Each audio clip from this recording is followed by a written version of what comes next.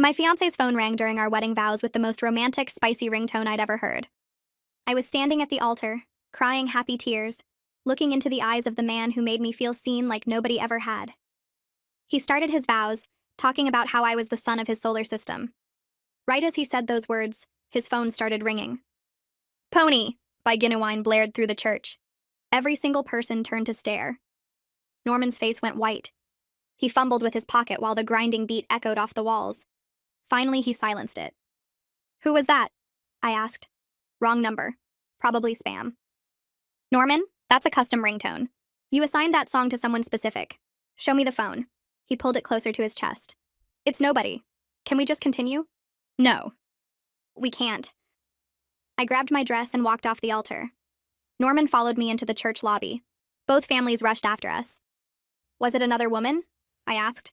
"No, I swear." "Then who was it?" Norman's mom pushed through the crowd. "It's his cousin Rebecca. She's overseas." I stared at her. "He has that song saved for his cousin?" She stuttered about an inside joke. "That's disgusting, and you know you're lying." I tried to grab the phone. He jerked away and it slipped, flying into the decorative fountain. The screen went black. Norman actually looked relieved.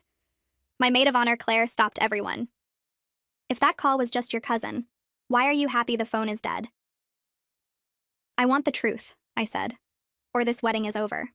Norman was shaking. "I can't. 1, 2, 3, 4. Okay," he broke. "The woman's name is Vanessa. She's the mother of my child." The words didn't register. "What?" "I have a son. He's 4 years old. I never told you." My family exploded. I couldn't breathe. "But why does she have that ringtone?" "I said it years ago. She never calls, so I forgot to change it." "That doesn't explain why you were panicked." Norman looked sick. 3 months ago, Vanessa came back to town. We slept together. Once. My dad lunged forward, but my brothers held him back. "Why was she calling you today?" His mother answered. "She's pregnant." My knees buckled. Claire caught me. I pulled out my own phone. "Give me her number. Right now." Norman gave it to me. I called on speaker. The lobby went silent. "Hello?" A woman's voice answered. "This is Norman's fiancé. I'm at the altar right now. Is it true?" Long pause. "He didn't tell you?" "Tell me what?" Vanessa laughed, tired. "I'm not pregnant." "I called to warn you. Norman's been telling people I am, so he has an excuse to stay connected to me. He's been showing up at my apartment for months saying he wants to be a family again. I told him I'd call you if he didn't stop." "So there's no second pregnancy?" "No. But everything else is true. The son, the affair, all of it." I hung up. Norman started talking fast. "Baby, I can explain. You lied about a pregnancy to cover up stalking your ex?" "It wasn't stalking. You have a 4-year-old son you hid from me for 2 years. You cheated on me 3 months before our wedding. And when you got caught, you invented a fake pregnancy." He reached for my hand. I stepped back. "The wedding is off." His mother started wailing. His father dragged him toward the exit. My family surrounded me like a wall. Claire helped me out of the church. I was still wearing my dress when we got to her car. She didn't ask where I wanted to go. She just drove. We ended up at a diner. I sat in a booth in my wedding gown eating pancakes at 4 p.m., mascara running down my face. The waitress just kept refilling my coffee. Claire sat across from me. "What do you need?" "I need to know how I missed all of this." "You didn't miss anything. He hid it. That's not the same thing." I thought about the past 2 years. Every time Norman got quiet when his phone buzzed. Every business trip that seemed too long. Every time his mother looked at me with something that wasn't quite warmth. They all knew. I finished my pancakes and walked out into the parking lot still wearing my dress. "What now?" Claire asked. I looked down at the white fabric, the beading I'd spent months choosing, the train dragging through gravel. "Now I take this off," I said, and I never look back. Claire's apartment was smaller than the place I'd shared with Norman, but it felt safer somehow. I sat on her gray couch in my wedding dress and stared at the coffee table without really seeing it. My phone kept lighting up on the cushion next to me. Norman's name flashed across the screen again and again. Then my mom's name. Then my dad's. Then numbers I didn't recognize. I picked up the phone and turned it face down, but I could still feel it buzzing against my palm through the fabric of my dress. Claire brought me a glass of water and set it on the table in front of me. I didn't drink it. She sat in the chair across from me and didn't say anything. The silence felt heavy, but not uncomfortable. I looked down at the white beading on my dress and thought about how I'd tried on 17 dresses before finding this one. Norman had come to one of the fittings even though everyone said the groom wasn't supposed to see the dress. He'd told me I looked beautiful, and I'd felt so lucky that he couldn't wait. Now I wondered if he'd been checking his phone the whole time, texting Vanessa while I spun around in white fabric. My phone buzzed again. I turned it over and saw Norman's face on the screen, the photo from our trip to the mountains last fall. I'd taken that picture right after he'd told me he loved me for the first time. I pressed the power button and held it until the screen went black. The dress felt too tight suddenly. I stood up and reached behind me for the zipper, but my hands were shaking too much to grab it. Claire got up and walked over without me having to ask. She unzipped it slowly and the fabric loosened around my ribs. I could breathe again. I stepped out of the dress and stood there in my white underwear and strapless bra, looking at the pile of expensive fabric on Claire's floor. She picked it up carefully and started folding it. I watched her smooth out the wrinkles and arrange the train. She was treating it like it mattered even though we both knew I'd never wear it again. I sat back down on the couch in my underwear and pulled the throw blanket over my legs. Claire finished folding the dress and set it on the chair. She sat next to me and we didn't talk. The clock on her wall ticked past 7, then 8, then 9. I kept thinking about the past 2 years. Every time Norman's phone rang and he'd step into another room to answer it. Every weekend he said he had to work late. Every time his mom looked at me during family dinners with this expression I couldn't quite read. They all knew. His whole family knew he had a son, and they watched me plan a wedding and never said a word. I thought about Vanessa's voice on the phone, tired and matter-of-fact. She hadn't sounded angry or jealous. She'd sounded like someone who'd been dealing with Norman's lies for a long time and was just exhausted. I wondered what she'd told their son about his dad. I wondered if the kid knew Norman was supposed to get married today. The thought made my stomach hurt. Claire got up around midnight and came back with sweatpants and a t-shirt. I put them on and the dress stayed folded on the chair like a ghost. We sat on the couch and Claire asked me if I wanted to talk about it. I started going through everything in my head out loud. The business trip to Chicago that lasted 5 days when it should have been 3. The time I'd surprised Norman at his office and he'd seemed annoyed instead of happy. The way he always kept his phone face down on tables. The random Tuesday nights he said he had to help his brother move furniture or fix his dad's car. I'd believed all of it because why wouldn't I? People don't lie about helping their family. Except Norman did lie about his family. He lied about having a son. He lied about sleeping with Vanessa. He lied about her being pregnant. He'd probably lied about 100 other things I hadn't even figured out yet. Claire listened and didn't try to make me feel better with fake comfort. She just let me talk.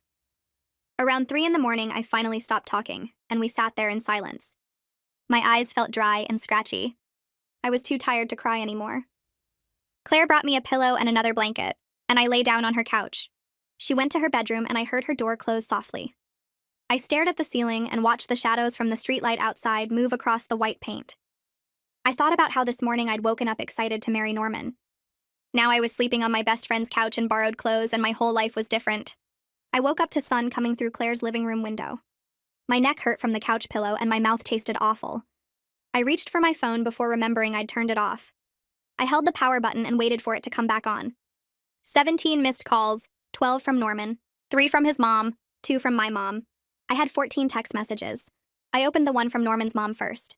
It said we needed to talk about misunderstandings, and that Norman was devastated, and that I should give him a chance to explain properly. I deleted it. Norman's texts were long paragraphs about how sorry he was, and how he never meant to hurt me, and how we could work through this if I just gave him a chance. I didn't read all of them. I heard Claire moving around in her bedroom, and then she came out wearing her robe. She looked at my face and asked if I'd checked my phone. I nodded. She went to the kitchen and started making coffee without saying anything else. The smell filled the apartment and reminded me of Sunday mornings with Norman. We used to make breakfast together and read the news on our phones, and it had felt so normal and comfortable. Now I couldn't tell which parts of that had been real and which parts had been Norman playing a role. Claire brought me coffee in the blue mug she always used for guests. I wrapped my hands around it and felt the warmth. She sat in the chair with her own mug and told me I didn't owe anyone explanations right now. I knew she was right, but I also knew I couldn't hide at her apartment forever. Eventually, I'd have to deal with the wedding vendors and the apartment I shared with Norman, and all the practical pieces of a life I'd been building with someone who didn't exist. My phone rang and my dad's name showed up on the screen. I answered it and he asked where I was. I told him I was at Claire's. He said he and my mom were coming over. I said okay, and hung up. 20 minutes later, they were knocking on Claire's door. My mom hugged me so hard I couldn't breathe, and my dad stood behind her looking like he wanted to punch something. Claire let them in and made more coffee. We all sat in her small living room, and my parents told me that Norman's family had tried calling them last night. His dad had left a voicemail saying there had been a terrible misunderstanding, and that Norman loved me and wanted to make things right. My mom said she'd called back and told them there was no misunderstanding. Norman had lied and cheated and hidden a child. Those were facts, not misunderstandings. My dad said Norman's dad had tried to argue that Norman had been planning to tell me about his son after the wedding. My dad had hung up on him. I felt grateful that my parents were angry on my behalf because I was too tired to be angry anymore. I just felt empty.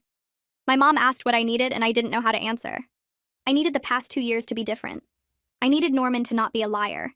I needed to not feel this stupid for missing all the signs. But I couldn't say any of that, so I just shrugged. My brothers showed up an hour later with garbage bags full of my stuff. They'd gone to the church and collected everything from the bridal room, and then they'd gone to the apartment while Norman was out. My oldest brother set the bags down in Claire's entryway and told me they'd grabbed clothes and my laptop and some other things. He said Norman had come home while they were there, but they'd finished packing and left without talking to him. My middle brother said it had taken everything in him not to say something. I thanked them, and they both hugged me. My youngest brother asked if I needed them to do anything else. I told them no. They left after making me promise to call if I needed anything. I looked at the garbage bags full of my life and felt overwhelmed. Claire helped me drag them into her bedroom, and we started going through them. My brothers had grabbed things randomly. 3 pairs of shoes, but not the ones I wore most. 5 t-shirts, but none of my jeans. My laptop, but not the charger. I pulled out a framed photo of me and Norman from last Christmas and stared at it. We looked so happy. I set it face down on Claire's dresser and kept unpacking. By afternoon, I knew I had to start dealing with the practical mess. I found a notebook in one of the bags and sat at Claire's kitchen table. I started writing down everything that needed to be canceled or dealt with. The venue, the caterer, the photographer, the florist, the honeymoon flights and hotel, the apartment lease that was in both our names, the joint bank account we'd opened for wedding expenses. The list kept getting longer, and I felt my chest getting tight. Each item represented something I'd planned and looked forward to. The venue where we were supposed to have our reception. The flowers I'd spent hours choosing.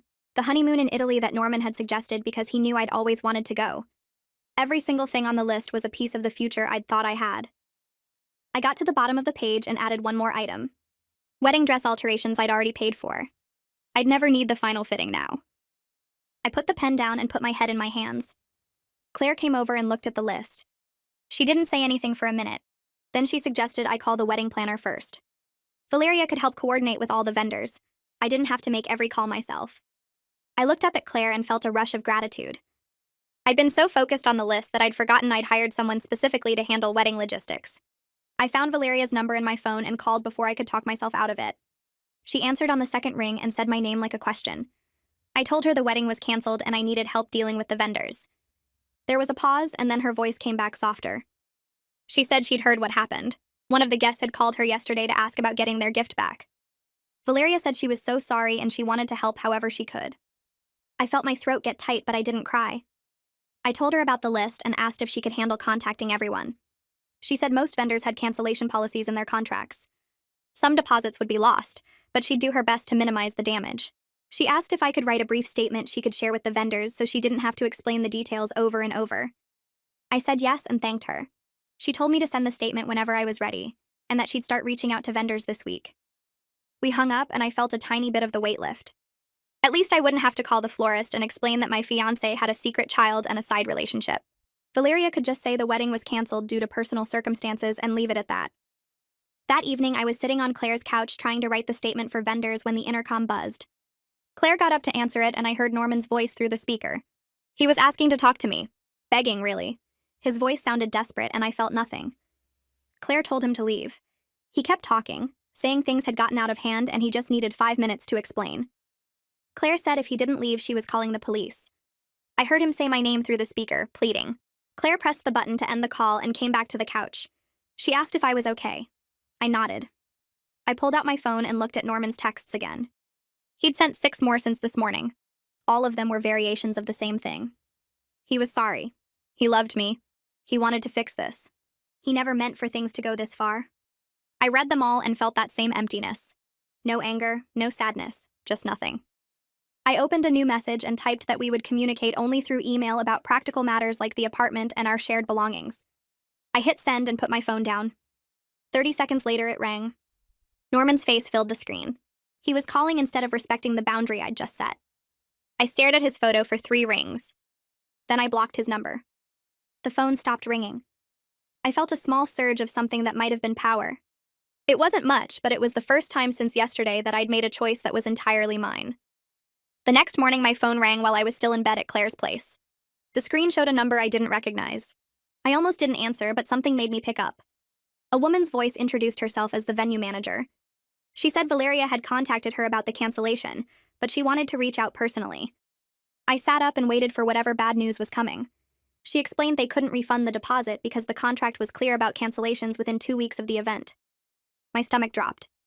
Then she said they were willing to apply the full amount to a future event if I wanted to reschedule within a year. I actually laughed out loud. The sound came out harsh and bitter. She went quiet on the other end. I told her I appreciated the offer, but I wouldn't be getting married there or anywhere else anytime soon. She said she understood and that she was sorry about what happened. I thanked her and hung up. The idea that I'd ever want to walk back into that venue made me feel sick. I spent the rest of the morning trying to figure out what I actually owed and what I could get back. Claire made coffee and sat with me while I went through every contract and receipt. The numbers kept getting bigger. I called my cousin Nadia around noon. She's a lawyer who specializes in contracts. She said she could meet me that afternoon. I got dressed in actual clothes for the first time in days and took the bus to her office downtown. Nadia's assistant showed me to a conference room with big windows overlooking the city. Nadia came in a few minutes later carrying a legal pad. She hugged me first and then sat down across from me. I handed her the folder with all my wedding contracts. She put on her reading glasses and started going through each document. I watched her face for any sign of good news. She took notes and made small sounds while she read. After 20 minutes, she looked up and said most of the vendors had solid cancellation clauses. I was probably out about $15,000 in deposits that were clearly marked as non-refundable. The number hit me like a punch.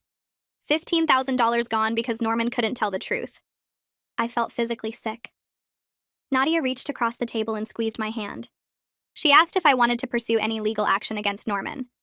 I could potentially sue for fraud or emotional distress. I thought about it for maybe 10 seconds. Then I told her I just wanted to be done with him. I didn't want months or years of court dates and lawyers and seeing his face. Nadia nodded like she expected that answer. She said she understood, but she'd put together some information for me anyway in case I changed my mind later. She pulled out a folder and explained what my options would be if I decided to go that route. I took the folder and thanked her. She didn't charge me for the consultation. She said family doesn't pay family. I left her office feeling both grateful and defeated. At least I knew where I stood financially now. 3 days after the wedding that didn't happen, I had to go back to work. I couldn't hide at Claire's apartment forever. I got up early and put on work clothes that felt strange after days in sweatpants. The bus ride felt too long. I kept thinking about what I'd say when people asked questions. My boss had texted saying to take all the time I needed, but I'd replied that I wanted to come back. Sitting around thinking about Norman was worse than being busy. I walked into the office and felt every eye turned toward me. People who normally said good morning looked away. My boss saw me and immediately came over. She pulled me into her office and closed the door. She said again that I could take more time. I told her I'd rather work than sit at home. She studied my face for a moment and then nodded. She said to let her know if I needed anything. I went to my desk and tried to focus on emails. My hands were shaking. Around 10, a coworker named Jessica stopped by my desk. She had this bright smile on her face. She said she saw the wedding was supposed to be last weekend and asked how married life was treating me. The words hung in the air between us. I felt my face get hot. I told her the wedding didn't happen. Her smile disappeared. She asked what I meant. I said it got canceled at the altar. Her expression went from confused to shocked to horrified in about 3 seconds. She started apologizing and backing away from my desk. I told her it was fine, but she kept saying sorry. Other people nearby had heard. I could feel them staring. I wanted to disappear into the floor. Jessica finally left, and I put my head down and pretended to work. The rest of the day crawled by with people either avoiding me completely or giving me sad looks. I'd never been so happy to leave work in my life. That evening, I was scrolling through social media when a message popped up from someone named Milo. The name seemed familiar. I clicked on his profile and recognized him from pictures with Norman in college. My first thought was that he was reaching out to defend Norman or make excuses. The message said he needed to talk to me about something important. He said it was about Norman and he knew I probably didn't want to hear from any of his friends right now. But he promised he wasn't reaching out to defend him. Something about the way he wrote it seemed genuine, not like he was making excuses. I stared at the message for a long time. Finally, I wrote back asking what he wanted to talk about. He replied almost immediately. He said it would be better to meet in person if I was willing. He suggested a coffee shop downtown. I told Claire about it and she said to meet him somewhere public and let her know where I was. I agreed to meet him the next day after work. The coffee shop was busy when I got there the next afternoon. Milo was already sitting at a corner table. He stood up when he saw me and shook my hand. He looked nervous. We both ordered coffee and sat down. He thanked me for meeting him. Then he said he'd been feeling guilty for months. I asked him why. He explained that Norman had told him about Vanessa and the kid last year. He said Norman mentioned it casually like it was something I already knew about. Milo had even asked Norman once how I felt about the whole situation with his son. Norman told him I was fine with it, and we were working on integrating his kid into our lives. Milo believed him. He said he only realized a few days ago that I'd had no idea. One of Norman's other friends had mentioned how shocked I must have been to find out at the altar. That's when Milo understood that Norman had been lying to everyone about what I knew. He looked miserable telling me this. Milo kept talking. He said Norman used to talk about me and Vanessa in this weird way. Like he was comparing us. He'd make comments about how different we were, how I was organized and driven and Vanessa was more spontaneous and emotional, how he got different things from each of us. At the time, Milo thought Norman was just talking about his past relationship versus his current one. But now looking back, it seemed like Norman was talking about two ongoing relationships. I felt cold listening to this. I asked Milo if he thought the hookup 3 months ago was really just once. Milo looked uncomfortable. He said he didn't know for sure, but Norman had mentioned seeing Vanessa multiple times in the past year. Always with some excuse about co-parenting or their son needing something. Milo had thought it was innocent at the time. Now he wasn't so sure. I sat back in my chair and felt the weight of it. The cheating probably wasn't one mistake. It was probably ongoing. I asked Milo why he was telling me all this now. He took a sip of his coffee and said Norman had called him yesterday. Norman spent 20 minutes painting himself as the victim, saying his private business got exposed unfairly, saying people were overreacting, saying I'd embarrassed him in front of everyone. Milo said Norman showed zero real remorse. He was just mad that he got caught.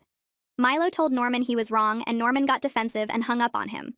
That's when Milo decided he couldn't stay silent anymore. He said he felt like he'd been part of the lie by not questioning things sooner.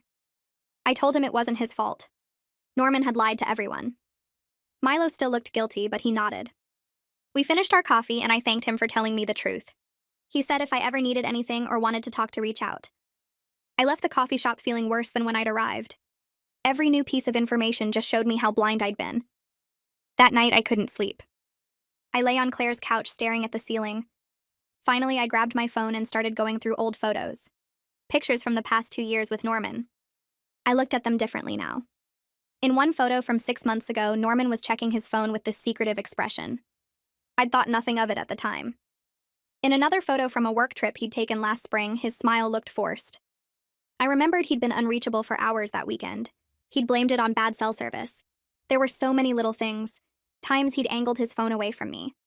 Nights he'd come home later than expected with vague explanations about traffic or a work thing running long. Calls he'd taken in another room. I'd trusted him, so I'd never questioned any of it. Now every memory felt poisoned. I felt so stupid for missing all the signs. Claire heard me moving around and came out of her bedroom.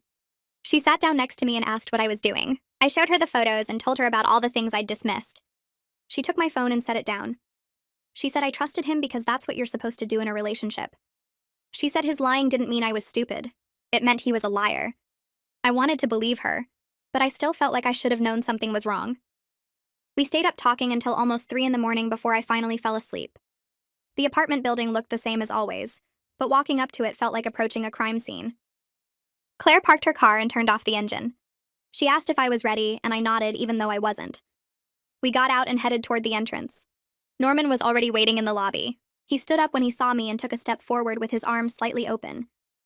I stepped back before he could get close. His face did this hurt expression like I'd slapped him. Claire positioned herself between us and asked where we should start. Norman led us to the elevator without saying anything. The ride up to the 3rd floor felt endless. Nobody spoke. The doors opened and we walked down the familiar hallway to apartment 3B. Norman unlocked the door and I stepped inside a space that used to feel like home. Now it just felt like a place full of lies. I'd brought empty boxes and trash bags. Claire set them down by the door. Norman cleared his throat and started talking about how we should discuss things. I cut him off and pointed at the boxes. I told him we were here to divide belongings, not talk. He kept going anyway. He said he'd been scared to tell me about his son because he thought I'd leave. I stared at him. I told him I would have understood about a child from a previous relationship. Lots of people have kids from past relationships. Requested Reds is on Spotify now. Check out link in the description or comments. But lying for 2 years was different. Cheating 3 months before our wedding was different. Norman actually tried to argue that the cheating just happened because Vanessa was emotional about co-parenting issues. Like that was supposed to make it better. Like being emotional was an excuse to sleep with your ex. Claire stepped forward and told Norman to stop making excuses. She said he needed to focus on dividing belongings, or she was calling my brothers to come handle it. Norman's face went pale at the mention of my brothers. He finally shut up. We spent the next 2 hours sorting through everything in complete silence. I moved through the apartment picking up items that were clearly mine. My books, my clothes, my grandmother's quilt. Norman kept trying to make eye contact, but I refused to look at him. Every item I touched reminded me of some moment in our relationship that turned out to be fake. The coffee mug I'd bought him for his birthday. The throw pillows we'd picked out together. The framed photo from a trip where he'd probably been texting Vanessa the whole time. I left everything we'd bought together. I didn't want any of it. Norman tried to insist I take the coffee maker we'd picked out on a vacation to the mountains. I snapped that I didn't want anything that would make me think of him every morning. He set it down and didn't argue. By the time we finished, I had 3 boxes of stuff. That's all I was taking from 2 years of living together. 3 boxes. Claire helped me carry them down to her car. Norman followed us and tried to say something as we loaded the trunk. I slammed it shut and got in the passenger seat without responding. Claire drove away, and I watched the building disappear in the side mirror. My mom called me that evening while I was unpacking at Claire's place. She sounded tired. She told me that Norman's mother had called her suggesting a meeting between our families to find a path forward. I almost laughed. My mom said she'd politely told Norman's mother that wouldn't be happening and asked her not to contact us again. The fact that his mom still thought there could be a path forward showed she understood nothing. There was no path. There was no forward. There was just a way. I thanked my mom and she asked how I was really doing. I told her I didn't know yet. She said that was okay and that she loved me. After we hung up, I sat on Claire's couch and realized I hadn't slept properly in days. Every time I closed my eyes, I saw Norman at the altar. I saw his face when the phone rang. I saw his mother lying. I saw everything unraveling in front of 200 people. Claire suggested I talk to someone and gave me the number for Charlotte King, a therapist she'd heard good things about. I called the next morning and got an appointment for that afternoon. Charlotte's office was in a quiet building downtown. She was younger than I expected, maybe early 40s, with kind eyes and a direct way of speaking. She asked what brought me in, and I told her the whole story. She listened without interrupting. When I finished, she asked what I needed to feel safe again. Not what happened or how I felt about it. What I needed to feel safe. The question caught me off guard. I admitted I was having trouble sleeping. She asked what was keeping me awake, and I said I kept replaying the moment at the altar over and over. She nodded and asked what I was looking for in those replays. I said I was trying to figure out how I missed everything. Charlotte leaned forward slightly and told me that wasn't the right question. The right question was why Norman chose to deceive me. She said I was angrier at myself than at him, and I needed to redirect that anger where it belonged. I felt tears starting and tried to stop them. Charlotte handed me tissues and said it was okay to be angry at myself, but I needed to understand that Norman deliberately deceived me. His deception said nothing about my intelligence or worth. It said everything about his character. We talked for the full hour, and I left feeling slightly less like I was drowning. The photographer emailed 2 days later. She said she still expected payment for the day, even though the wedding didn't happen. She'd shown up and taken pictures of the ceremony before it fell apart. Her invoice was attached. I stared at the number and felt sick. I forwarded the email to Valeria and asked if there was anything she could do. Valeria called me within an hour. She said she'd reached out to the photographer and negotiated a reduced rate. The photographer could still use the pre-ceremony photos for her portfolio, so she was willing to accept 60% of the original cost. It was better than nothing. I agreed and thanked Valeria for handling it. She said she was sorry about everything and hoped I was taking care of myself. I said I was trying. That night, I made the mistake of checking social media. Norman had posted a status about going through a difficult time and learning from mistakes. Several people who didn't know what happened had commented with support. Someone wrote that everyone makes mistakes, and growth is what matters. Another person said they were proud of him for being vulnerable. I stared at the screen, feeling my blood pressure rise. He was painting himself as someone going through a hard time, not someone who'd lied and cheated and destroyed someone else's life. I wanted to comment and tell everyone the truth. I wanted to share screenshots of our text exchanges. I wanted to expose every lie. But I closed the app instead. Claire was right when she said engaging with him would only make things worse. He wasn't worth my energy anymore. I closed the app and put my phone face down on Claire's coffee table. She looked up from her laptop where she'd been working on something and asked if I was okay. I told her I was done looking at his stuff, done caring what story he told himself to sleep at night. She nodded and said that was probably healthy. Then she suggested something that caught me off guard. She said I should write out everything I wanted to say to Norman but never send it, just to get all the feelings out of my head and onto paper. I stared at her for a second because it seemed too simple to actually help, but she insisted it worked for her after a bad breakup years ago. She grabbed a notebook from her desk drawer and handed it to me with a pen. I took it and sat cross-legged on the couch, staring at the blank page for a while before I started writing. Once I started, I couldn't stop. I filled 7 pages with anger and hurt and questions I'd never get answers to. I wrote about the moment at the altar when everything shattered. I wrote about feeling stupid for missing signs that seemed obvious now. I wrote about his mother's lies and his fake pregnancy excuse and how he tried to hug me at the apartment like nothing had happened. I wrote things I wished I'd said when he was making excuses, sharp words that felt good to put on paper even if he'd never hear them. When I finished, my hand was cramping and my eyes were burning, but I felt lighter somehow. Claire asked if I wanted to keep the pages or get rid of them, and I said I wanted them gone. She led me to her fireplace and handed me a lighter. I watched the pages curl and blacken in the flames, and it felt surprisingly good to see all those words turn to ash. My dad called the next morning and asked if I wanted to get lunch. I said yes because I knew he was trying to help, even though neither of us really knew what to say about everything. We met at a sandwich place near his office, and he looked tired when he sat down across from me. He started talking before I could even open my menu. He apologized for not seeing through Norman, said he seemed like such a good guy who treated me well. His voice cracked a little when he said he should have known something was wrong. I reached across the table and put my hand on his. I told him Norman fooled everyone, not just me. I said Norman was good at lying. That was the whole problem. My dad nodded, but I could tell he still felt bad about it. We talked about other things while we ate, normal stuff about work and my brothers and my mom's new garden project. It felt good to have a conversation that wasn't entirely about the disaster at the altar. When we finished eating, my dad paid the check and hugged me in the parking lot. He said he was proud of how I was handling everything, and that helped both of us feel less guilty about missing the signs. I ran into one of Norman's cousins at the grocery store 3 days later. I was reaching for cereal when I heard someone say my name. I turned and there she was, looking uncomfortable but walking toward me anyway. She said she'd been thinking about me and wanted to check how I was doing. I said I was fine and tried to move my cart past her, but she kept talking. She said Norman was really struggling with everything, like that was supposed to make me feel something other than angry. I stopped and looked at her directly. I told her he should be struggling since he created this entire mess by lying for 2 years and cheating 3 months before our wedding. Her face went red and she started to say something about how everyone makes mistakes. I didn't let her finish. I said mistakes are forgetting to call someone back or being late to dinner, not hiding a child and stalking an ex. Then I walked away before she could say anything else. My hands were shaking when I got to the checkout line, but I was glad I'd said it. Valeria called me that evening with final numbers on the wedding costs. I'd been avoiding thinking about the money part because I knew it would make me angry all over again.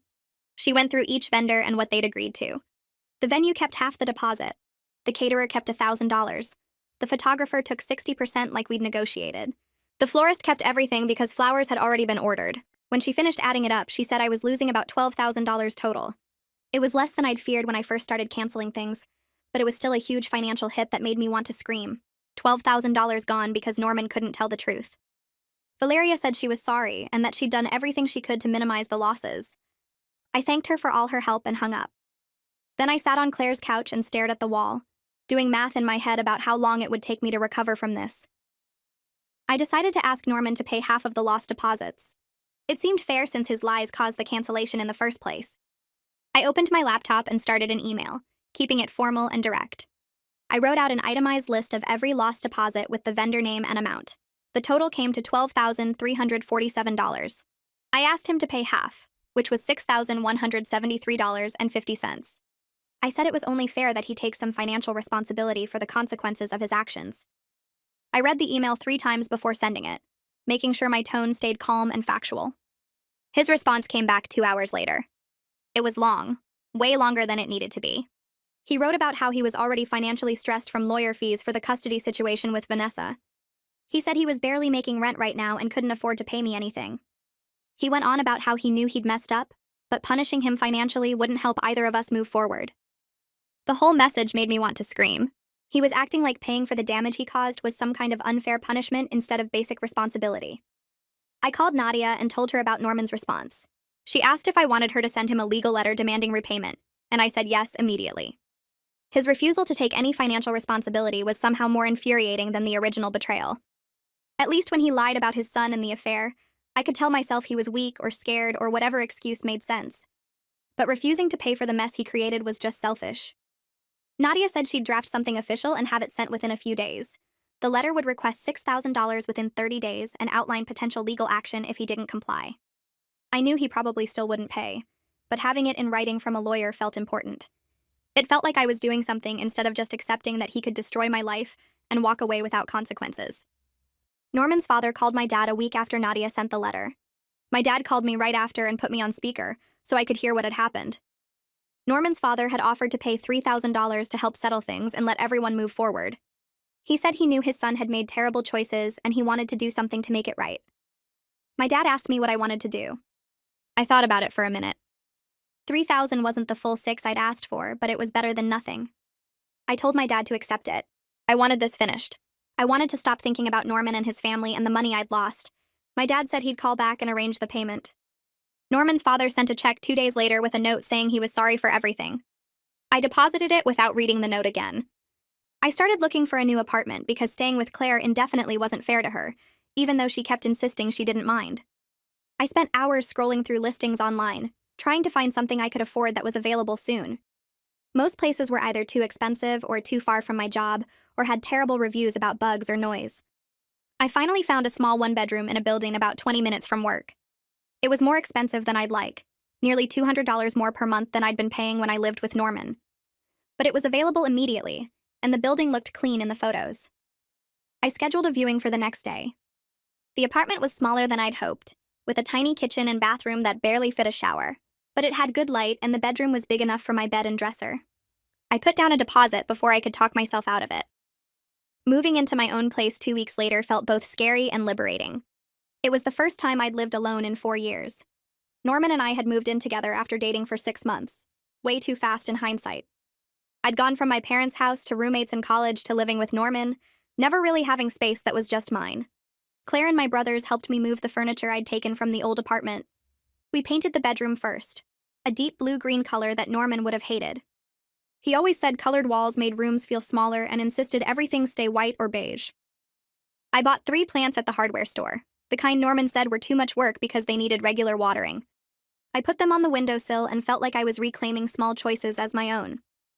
I had a session with Charlotte the day after I finished unpacking. She asked how I was feeling about the new apartment, and I told her it was strange but good. Then I admitted something I'd been thinking about a lot.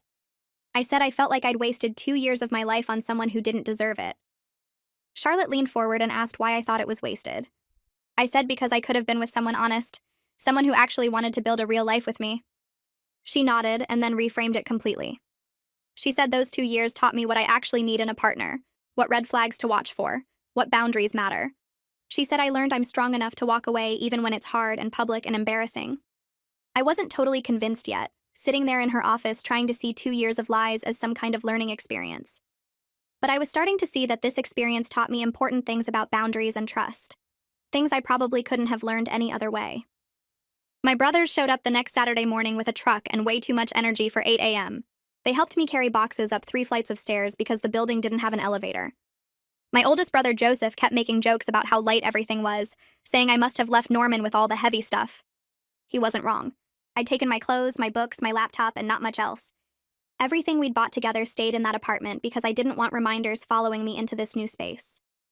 We set up my bed first, then the dresser, then the small bookshelf I'd had since college. Joseph stood in the middle of my bedroom when we finished and looked around at the mostly empty space. He put his hand on my shoulder and told me he was proud of how I was handling everything. I felt my throat get tight because I hadn't been sure I was handling anything well at all. He said most people would still be falling apart, but I was already building something new. My other brothers nodded, and one of them said I was tougher than Norman ever deserved. Their support hit me harder than I expected because I'd felt so alone in this whole mess, even with Claire helping me. Having my brothers there, moving furniture and making stupid jokes and telling me they were proud, made me feel less like I was drowning. 3 weeks into living alone, I woke up one morning and realized I'd slept through the entire night without waking up anxious. It was the first time since the wedding that I hadn't jolted awake at 3 a.m., replaying the moment Norman's phone rang. I lay in bed staring at my ceiling and thought about my day yesterday. I'd gone to work, came home, made dinner, watched a show, went to bed. Not once had I thought about Norman. Not once had I checked his social media or wondered what he was doing or imagined what I'd say if I ran into him. A whole day had passed and he hadn't crossed my mind even one time. It felt like a small thing but also huge, like I was finally reclaiming space in my head that he'd been taking up for months. I got up and made coffee in my tiny kitchen, and even that felt different somehow. Lighter. Like the apartment wasn't just mine physically, but mine mentally too. A place where Norman didn't exist anymore. Vanessa sent me a message on social media a few days later asking if we could talk. I stared at the message for a long time, trying to decide if I wanted to open that door. Part of me was curious about her side of everything, but another part just wanted to move on and forget the whole situation existed. I finally responded saying I'd meet her for coffee, mostly because I wanted to understand how Norman had managed to lie to both of us so completely. We met at a place near my new apartment on a Tuesday afternoon. She was already there when I arrived, sitting at a corner table looking nervous. She stood up when she saw me and immediately apologized, saying she had no idea Norman was engaged until she saw the wedding announcement online. She'd thought he was single and genuinely trying to be a better co-parent. I sat down across from her and ordered coffee, studying her face to see if she was lying. She looked tired and sad and honest. She explained that Norman had shown up at her apartment one day saying he wanted to be more involved in their son's life. He'd been absent for years, barely seeing the kid, and suddenly he was acting like father of the year. She'd been cautious but hopeful because their son deserved a dad who cared. Norman had told her he was single and focused on being a better person. He'd take their son to the park, help with bedtime, act like a real parent. Vanessa said she'd been shocked when he got angry about her calling me at the wedding, because that's when she realized he'd been lying about everything. She'd seen the announcement online 2 days before the ceremony and tried to warn me, which is why she called. She said she felt terrible about the affair 3 months ago, but Norman had pursued her for weeks before she gave in. She'd been in a weak moment, missing the family they could have been, and made a mistake. The morning after, she told him it couldn't happen again and that he needed to stop coming around so much. That's when Norman started getting weird, showing up unannounced and talking about being a family. She'd threatened to call me if he didn't back off, which is why he panicked when her name showed up at the altar. I asked her directly about Norman's claim that their hookup just happened naturally, and she looked uncomfortable. She admitted he'd been pursuing her hard for weeks, bringing her coffee, offering to babysit more, saying things about how they belonged together. She'd resisted at first because she knew it was a bad idea, but one night when she was lonely and he was being sweet, she gave in. She regretted it immediately and told him they couldn't do it again. Norman had acted understanding, but then kept pushing, kept showing up, kept talking about second chances. That's when she realized he wasn't trying to be a good dad. He was using their son as an excuse to get back into her life. She told me she'd been relieved when I called her during the wedding because it forced everything into the open. She said Norman was now trying to get more custody of their son, probably to look responsible after everything that happened, but she was fighting it because his sudden interest in parenting was clearly fake. We ended up talking for 2 hours, way longer than I'd planned. By the end, I felt like we'd formed this weird alliance based on both being lied to by the same man. She gave me her number and said to call if I ever needed to talk to someone who understood what Norman was capable of. I thanked her and meant it. Walking back to my apartment, I felt strange but also validated. Hearing her side confirmed that everything Norman told me was a lie. He hadn't been a victim of circumstance or made one mistake. He'd been actively manipulating both of us for months, maybe years. That realization made me angry all over again, but it also made me grateful I'd found out before actually marrying him. Some friends invited me to dinner that weekend, people who'd been giving me space since the wedding disaster. I almost said no because I wasn't sure I wanted to talk about everything again, but Claire convinced me to go. We met at a restaurant downtown, and everyone was careful at first, talking about work and movies and anything except Norman. Finally, I brought him up myself, making a joke about how at least I'd gotten a good story out of the whole thing. Everyone relaxed after that, and we ended up laughing about some of the ridiculous parts. The phone ringing during the vows with that song. Norman's face when the phone flew into the fountain. His mother's terrible lie about the cousin. Being able to laugh about it felt like progress, like I was taking back the story instead of letting it control me. One friend mentioned she'd never fully trusted Norman because he was too smooth, always saying exactly the right thing. I stopped mid-bite and stared at her because she was absolutely right. Norman had always known what to say, how to make me feel special, when to compliment me or apologize or be romantic. At the time, it felt like he really understood me, but looking back, it seemed almost rehearsed, like he'd studied what women wanted to hear and perfected his delivery. I thought about all the times he'd said something that felt almost too perfect, too scripted. My friend said she'd mentioned it once to another mutual friend, and they'd agreed Norman seemed like he was performing sometimes rather than being genuine. I'd never noticed because I was too close to it, too in love to see the pattern. But now that she'd pointed it out, I couldn't unsee it. My boss called me into her office the following Monday, and I assumed something was wrong. Instead, she told me I was getting the promotion I'd applied for before the wedding chaos. I just stared at her because I'd completely forgotten about it with everything else happening. She said the decision was based on my performance over the past year, not sympathy about my situation. She wanted me to know I'd earned it through my work. Having something positive happen that had nothing to do with Norman felt incredible. It reminded me I was more than this failed relationship, more than the woman who got humiliated at the altar. I had a career I was good at, goals that mattered, a life that existed separate from all the drama. I thanked my boss and walked back to my desk feeling lighter than I had in weeks.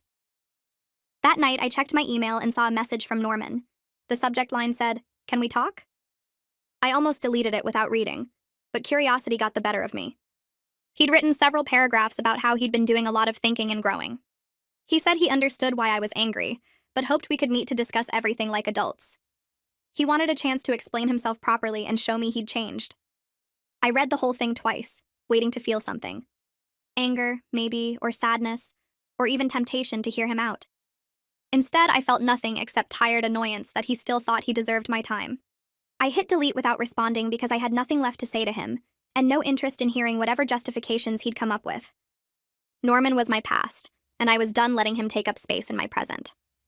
Claire asked if I wanted to try meeting someone new, and I said maybe, not really believing it. She set me up with a friend of her boyfriend's anyway, someone named Daniel who worked in accounting. We met at a coffee shop on a Wednesday evening, and he showed up exactly on time wearing a button-down shirt that looked freshly ironed. He smiled when he saw me and pulled out my chair, which felt nice even though I kept waiting for some red flag to appear. We talked about work and hobbies, and he mentioned he'd just gotten out of a long relationship too. I appreciated that he was honest about looking for something casual, just wanting to get back out there without pressure. There wasn't any spark between us, no chemistry that made my stomach flip, but sitting across from him proving I could do this felt important. When we said goodbye, he hugged me and said he'd had a good time, and I believed him, even though we both knew we wouldn't see each other again. Walking back to my car, I felt lighter than I had in weeks because I'd put myself out there and survived it. Charlotte asked me what I wanted my life to look like going forward, and I opened my mouth to answer, but nothing came out. She waited while I sat there, realizing I had no idea what I actually wanted, because I'd been building everything around Norman's plans. He'd wanted to move to the suburbs eventually, so I'd started looking at houses outside the city. He'd said my job was fine but not ambitious enough, so I'd been considering a career change I didn't actually want. He'd dismissed my interest in taking art classes as impractical, so I'd stopped mentioning it. Charlotte handed me a notebook and told me to write down things I wanted to do that Norman had always shot down. I started with small things like trying new restaurants he'd called overpriced and wearing bright colors he'd said didn't suit me. Then I wrote bigger things like traveling alone and taking classes just for fun, and maybe getting a dog. Looking at the list, I felt angry at myself for letting him shape so many decisions without even noticing it was happening. Charlotte pointed out that recognizing the pattern was the first step toward changing it, and I wanted to believe her. I signed up for a pottery class at a community center near my apartment. Norman had made fun of the idea years ago when I'd mentioned wanting to try it, calling it a midlife crisis cliché for women who watch too many romantic movies. Now I sat at a pottery wheel with clay spinning under my hands and didn't care what he would have thought. The instructor showed us how to center the clay and apply pressure to shape it, and my first 3 attempts collapsed into lumpy messes. The woman next to me laughed at her own failed bowl, and I found myself laughing too, both of us covered in clay dust and completely focused on something that had nothing to do with our regular lives. Making things with my hands and watching them take shape helped quiet the thoughts that still popped up sometimes about what I could have done differently. By the end of class, I had a wobbly bowl that leaned slightly to one side, and I loved it because I'd made it myself without anyone telling me it was silly or impractical. My mom called to tell me that Norman's mother had reached out again through a mutual friend from church. She'd asked if there was any chance of reconciliation, suggesting we could all sit down and talk things through like adults. My mom had shut it down immediately, telling the friend that there was nothing to discuss and asking her not to pass along any more messages. Hearing my mom protect that boundary so I didn't have to made me want to cry with gratitude. She said Norman's mother seemed to think enough time had passed for everyone to move on, which showed how little she understood about what her son had done. I thanked my mom for handling it, and she said she'd handle it every single time if she needed to, because I deserved to heal without being bothered. I was at the gym on a Saturday morning when I noticed a couple in the park across the street setting up for wedding photos. The bride wore a flowing white dress and the groom kept making her laugh while the photographer adjusted lighting. 6 months ago, seeing that would have destroyed me, would have sent me home to cry about everything I'd lost. Instead, I felt relieved that I wasn't tied to someone who didn't respect me enough to be honest. The shift in my reaction caught me off guard because I hadn't noticed the healing happening gradually. I finished my workout and walked past the park on my way home, watching the couple pose under trees and felt genuinely happy for them, instead of bitter about my own failed wedding. Milo texted asking how I was doing and mentioning he'd run into Norman at a mutual friend's birthday party. He said Norman had been telling people we broke up because we wanted different things out of life, which was technically true but deliberately misleading. I laughed at the audacity of Norman rewriting history to make himself look better, and told Milo I didn't care what story Norman told himself as long as he stayed away from me. Milo said Norman had looked uncomfortable when someone asked about me and changed the subject quickly. I appreciated Milo keeping me updated but told him he didn't need to report back anymore because Norman was my past, and I was done letting him take up space in my thoughts. I booked a solo weekend trip to a beach town I'd always wanted to visit. Norman had said it looked boring when I'd shown him pictures years ago, just a small coastal village without fancy resorts or nightlife. Now I drove there alone on a Friday afternoon and checked into a tiny bed and breakfast that overlooked the water. I spent Saturday on the beach with a book, letting the sun warm my face and the sound of waves drown out everything else. Nobody knew where I was, and I didn't have to check in with anyone or compromise on what I wanted to do. I ate dinner at a seafood restaurant by myself, and the waitress didn't look at me with pity, just brought me wine and asked if I wanted dessert. Sitting there watching the sunset over the ocean, I felt more peaceful than I had in months, maybe years. The trip reminded me that I could make myself happy without needing someone else to validate my choices. Charlotte pointed out during our session that I was smiling more lately, and the tension I'd carried in my shoulders for months had eased. I hadn't noticed the change happening, but she was right. I felt lighter without the weight of Norman's lies, and the constant low-level anxiety I didn't even know I'd been carrying throughout our relationship. She asked what had shifted, and I told her about the pottery class and the beach trip, and being able to see wedding photos without falling apart. Charlotte said those were all signs of genuine healing, not just time passing, but actual growth happening. I left her office feeling proud of myself for the first time in a long time, proud that I'd done the hard work of processing everything instead of just burying it. Vanessa texted asking if I wanted to meet for coffee again, and I said yes.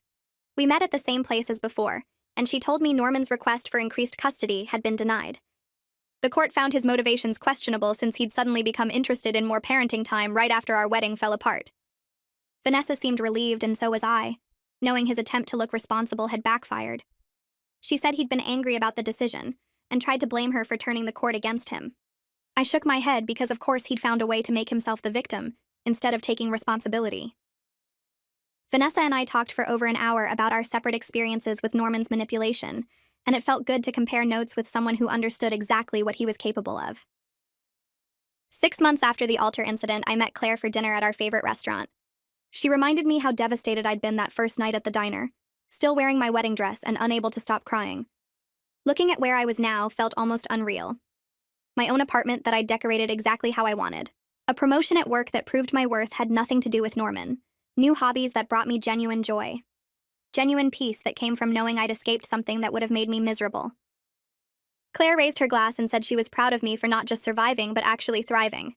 I clinked my glass against hers and meant it when I said I couldn't recognize that broken person I'd been 6 months ago, because I'd become someone stronger. I was pushing my cart down the paint aisle at the hardware store when I saw him. Norman's father stood near the brushes, holding a can of wood stain and looking like he wanted to disappear. Our eyes met, and he couldn't pretend he hadn't seen me. He set down the can and walked over, his shoulders tight. He said he was sorry for everything his son put me through. The words came out stiff, but they seemed real. I thanked him for the partial payment of the deposits and told him I was doing well, which surprised me because it was actually true. He nodded and looked relieved, like he'd been carrying that apology around for months. We stood there for another few seconds in awkward silence before he picked up his wood stain and headed toward the registers. I finished my shopping and drove home feeling lighter than I expected. My youngest brother called me on a Tuesday night and asked if we could meet for coffee. I knew something was up because he sounded nervous. We met at the cafe near my apartment, and he fidgeted with his cup for 5 minutes before finally telling me he got engaged. His girlfriend Hannah had said yes over the weekend, and they were already starting to plan. Then he asked if I'd be okay attending wedding planning events after what happened to me. I reached across the table and grabbed his hand. I told him I was genuinely happy for him, and wouldn't let my experience cast any shadow on his celebration. He looked so relieved his eyes got watery. I meant every word because watching him glow when he talked about Hannah reminded me what real love actually looked like. We spent the rest of the evening looking at venue photos on his phone, and I felt nothing but joy for him. My boss asked me to find a photo from our company retreat 2 years ago for a presentation. I opened my laptop and started scrolling through old files. That's when I found them. Pictures from when Norman and I first started dating. There we were at that restaurant he took me to on our third date. Another one of us at the beach where he told me he was falling for me. I stared at the screen waiting for the pain to hit. Instead, I felt mostly nothing. Just a vague sense of looking at strangers. I mentioned it to Charlotte during our next session, and she said that was the truest sign of moving on. Not hate, just lack of emotional charge. She was right. Those photos could have been of anyone. Saturday morning, I sat in my favorite chair by the window, the one with the bright blue cushions that Norman said clashed with everything. I was drinking coffee and watching people walk their dogs in the park across the street. Sun came through the window and warmed my face. I had nowhere to be and nothing I had to do for anyone else. My apartment was decorated exactly how I wanted. My schedule was mine. My choices were mine. I realized I was genuinely happy with my life exactly as it was. The wedding that didn't happen turned out to be the best thing that could have happened, even if I couldn't see it at the time. It freed me to build a life that was completely mine. I took another sip of coffee and smiled at how far I'd come from that girl crying in a wedding dress at a diner. This version of me was so much stronger. Well, that wraps up whatever this was. If you stayed until the end, I assume curiosity got the best of you. Might as well come back next time and see if I top it.